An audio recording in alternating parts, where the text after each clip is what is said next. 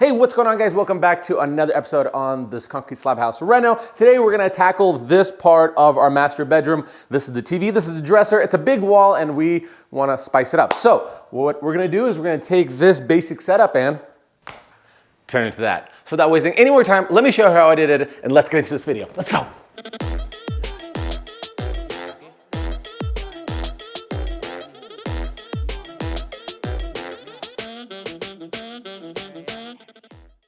So here's what I'm thinking. I want to create like a recessed section for this TV while also installing one of those wall-mounted fireplaces, those electric ones. Here's a general blueprint. We have our wall, the cathedral ceiling, the TV's right there. This is where I want to put the fireplace, one of those skinny long ones. I am going to create a wall that kind of sticks out. This is going to be framing. The framing is going to be 2x8, so it'll be that basically a thickness that it'll be coming out. Let me show you the supplies that I bought. These are 12-foot long 2x8s. That's going to be the side profile. That's the one that's going to stick out.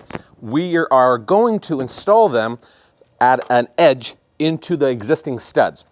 How we're going to do that, we're going to use a pocket hole jig, put it in place, create these pocket holes. Now, in order for it to have a good, strong connection, what we're going to have to do is find where the studs are right now, strip the drywall, and then secure it in place using these pocket holes. So as I'm standing here, I'm thinking this is going to be a lot of drywall to remove, especially if I'm going to hit all these studs. So I did a little test piece of what a pocket screw will do and how much it'll come out. And by the time we get through our 1/2-inch drywall, which will get compressed because of this getting sucked in, we're gonna have plenty of screws still left out. So to make our life easier, I think we're gonna scratch the idea of cutting the drywall out. We're gonna secure it right into place. We'll push it in, it'll be strong.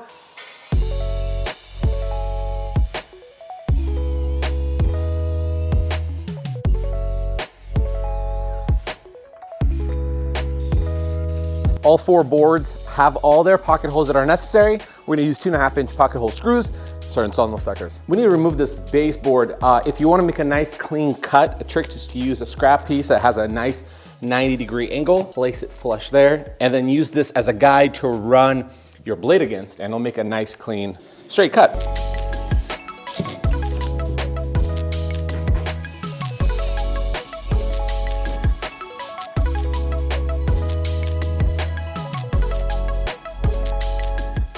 But first, let's talk about the sponsor of today's video, Ariat. I've been a fan of Ariat's workwear for a very long time, way before they were sponsors of today's video. That's where I regularly wear their workwear in the shop or in the house whenever we're building. Speaking of my favorites, the work pants are the Ariat's M5 rebar. These are FR flame resistant edition. They are made out of 74% cotton, 24% nylon, and 2% spandex. That's the favorite part of mine because they're tough. They're 3 times more abrasive resistance, and it allows for you to have plenty of flex when you're getting down and up on the ground.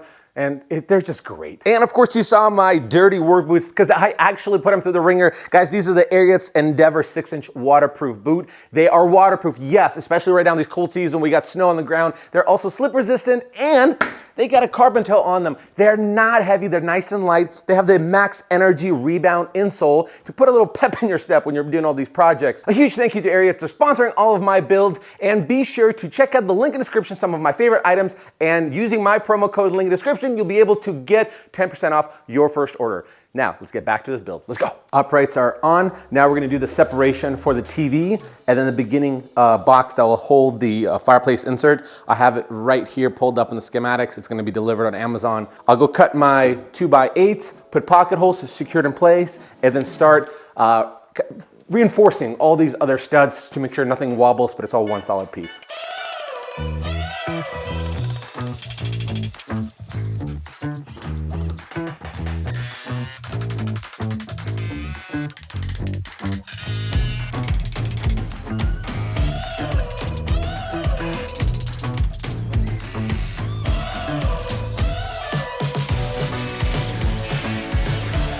One of the last pieces of studding we need to do is put the studs right here and up there. If you have a tape measure and you see numbers that are a different color, like 16 is red and then 32 is red and so on and so forth, this is a framing technique that they use to find where every stud can line up 16 on center. So all the studs in your wall are 16 on center, and with this tape measure you'll be able to find them quickly as well.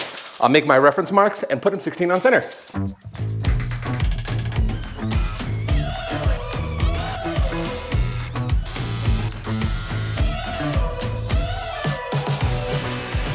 Second thing we gotta do is reroute the connection for the cable for the TV so it hits inside the wall. So the kit is basically just another junction box that you can basically put in. So what I'm gonna do is take the TV off and install the box there, run my cable inside there, and just piggyback off of it, which it has, most outlets have 2 slots you can plug in and jump them around safely. Hey, real quick, you see me using all these little tools. I actually have a link on my website, or click the link in the description. You'll see all my affiliate links on Amazon. It'll just automatically go to your shopping cart and you can check them out. That way you don't have to go to the store and be like, what did he use? Make your life easier.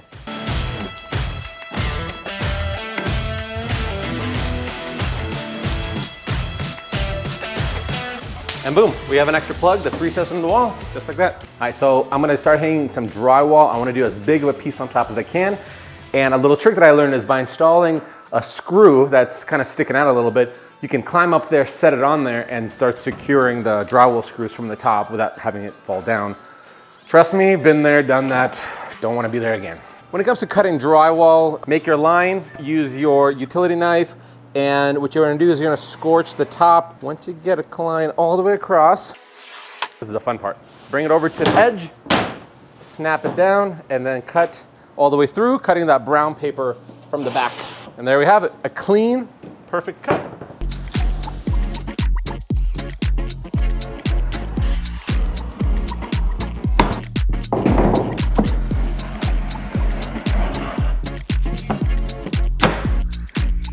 This must have been the biggest head scratcher I've ever had to cut out drywall. All weird angles, nothing straight here. So we'll see what this thing looks like. I highly doubt on the first try it's gonna work. I might have to do some adjustments. It actually was the right measurements. This is ridiculous. Whew. All right, let's get those tools out and secure this piece.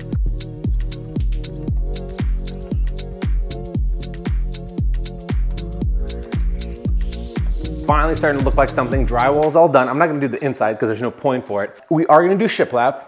Surprise, surprise. You ever wonder what 400 bucks of shiplap looks like? Well, now you do. I didn't realize how expensive it is. Though I've done shiplap before. Who am I kidding? Yes, I did. I'm just lying to myself. So I'm laying out the pieces just before I start tacking them in. And here's the issue that I'm having. I'm having a leftover here of about 2.5 inches. And I'm thinking, well, what about if I put it down the middle? You could do that. The only problem is wherever I put it, there's gonna be 1 strip here or 2 strips on the sides. Both are an eyesore. I feel like when in doubt, go down the middle. But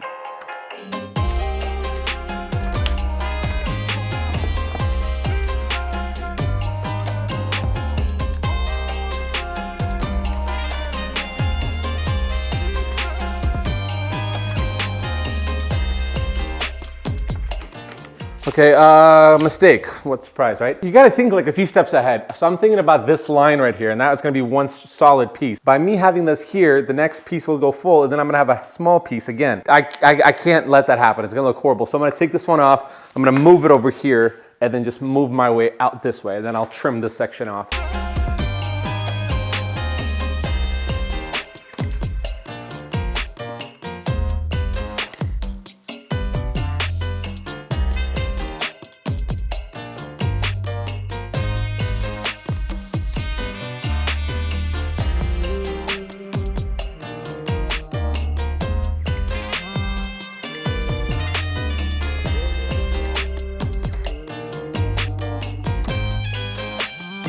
Typically when you install shiplap, you only put the brad nails on the inside tongue part. That way you don't have to sand it or anything like that. It's just a perfect finish.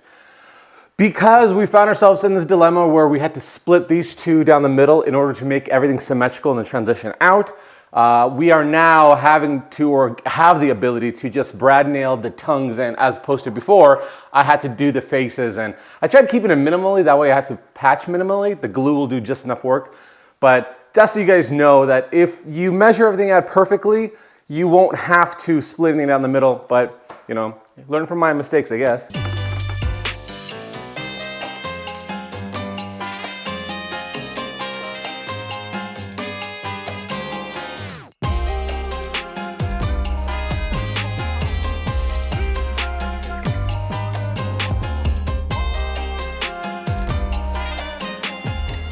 Up next, I'm gonna remove this TV and do the back wall.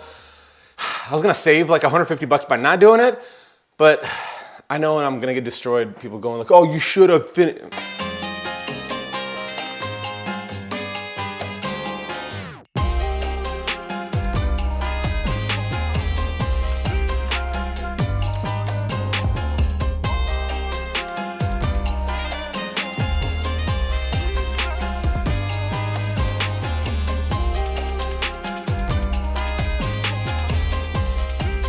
What's next? The next thing is we need to start wrapping these corners. I went to the hardware store and I found this. It's like a 1x1 already prefab corners rounded over. So what I'll do is I'll start wrapping the corners on the outsides. And then with these, I'm gonna have to do a little bit of miter so it looks like a fixed picture frame. So to do these miters with these 90-degree corners, it's not as easy as you think just because there's two different planes. At first, I thought I would have to lay it on its side like this and create a 45-degree cut, and it just doesn't line up. Again, I'm not a finished carpenter, I'm just learning things as I go. So after a lot of kind of guessing and trying to figure things out, I realized that you have to create a 45-degree cut when this thing is on its rib, essentially the way it would sit inside the casing. You make two opposite images and then it will hug it together, being tight both on the inside and the outside of the miters. Miters came out so perfect. I did have to take some time. I think all in all, just 4 pieces here took me roughly around, call it maybe 30, 45 minutes, probably 45 minutes. But you know, we got it, we figured it out, and I'm very proud of it. All that's left right now is we're gonna put a 1/4-inch round over here and a 1/4-inch round over there to help the transitions. And then we'll wrap this puppy with our baseboard and we'll be ready for filling up all these holes that we just machine gun on there. So you guys the whole time are probably thinking, well, how are you gonna plug in your fireplace? Well, it's right below here, I already marked it out. I'm gonna use my Ryobi HP series drill here with a nice big hole cutting bit on there. There we go, right over the electrical box. I don't think my hand's gonna fit in there. It's gonna be a pain in the butt. Let's make it wider. Oh, that's perfect, folks. That's perfect, easy peasy. For wood filler, I'm using this Minwax stuff. It's nice and durable. It's not as flaky as some of the other stuff. Little trick, do not put too much, scrape most of it off. That way, when it comes to sanding, you're not sanding off all this primer that's already been placed on it.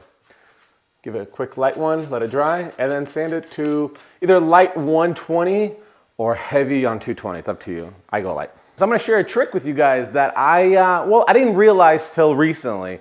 And it's actually a silly thing, but I hope I'm not the only one. So every time you have a sander and you're sanding something, we all hate it, right?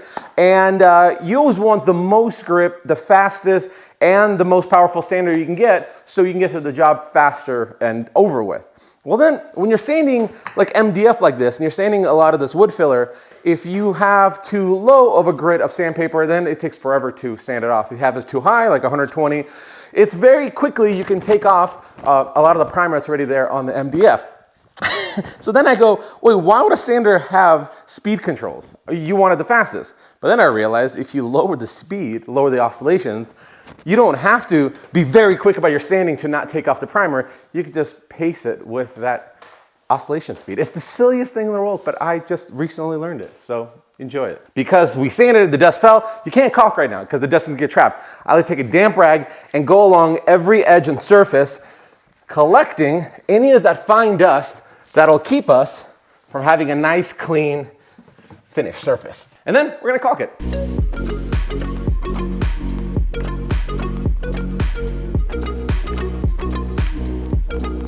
Make sure you have a damp rag. It'll make it a lot smoother to get a cleaner seam.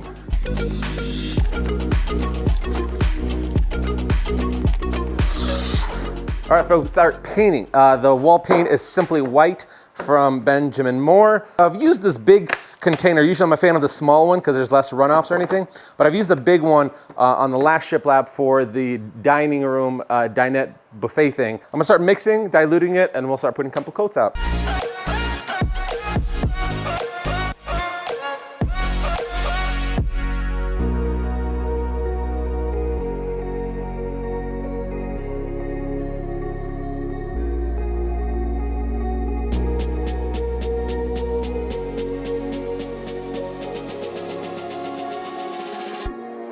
So I keep it real with you guys. I don't try to sugarcoat anything. If I make mistakes, I want to be authentic and show that everybody makes mistakes. So I have some runoff right here. The paint, it's really hard to gauge it when the wall paint is white and you don't have the best lighting up in the ceiling, so to kind of gauge where, you know, how much you're putting down. It happens, no big deal. I'm gonna let it sit and cure overnight. Tomorrow I'll give it a light sand and then shoot it with a fine finish sprayer from Wagner. These are LED lights, I promise. This is a kit from Amazon. I'll link them in the description.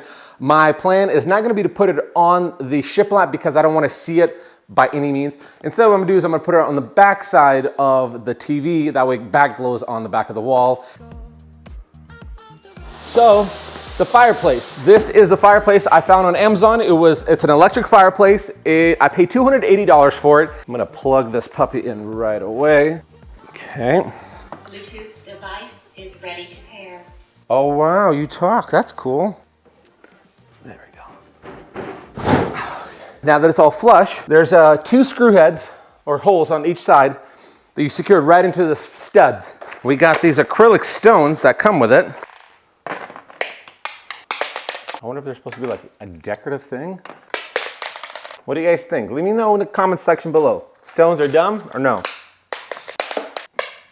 Hook these back in, lock them in place. Power. Stay on the fly just in time, know the right way to go. That's already warm. That's actually kind of nice. The heater is a nice touch. I don't know why you would want to do purple and all that stuff, but okay. Okay, so I can't play any music for you guys because YouTube will probably take it out for copyright strikes. The Bluetooth audio sounds like a cheap small speaker, no bass. It's fine if you're listening to podcasts, but I don't think I'd listen to music unless it's like a subtle jingle. All right, let me show you the big reveal of how this whole thing looks. Let's go.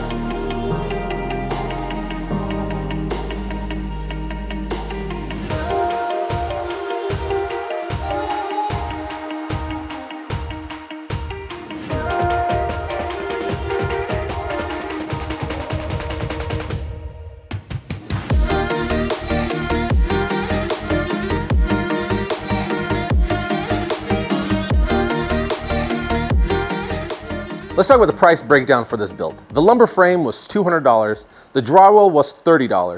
Shiplap was a lot, it was $450. Electrical was $50. Fireplace that we bought on Amazon was $280. The LED lights were $18. The paint was $20. All in all, making this project done for $1,048.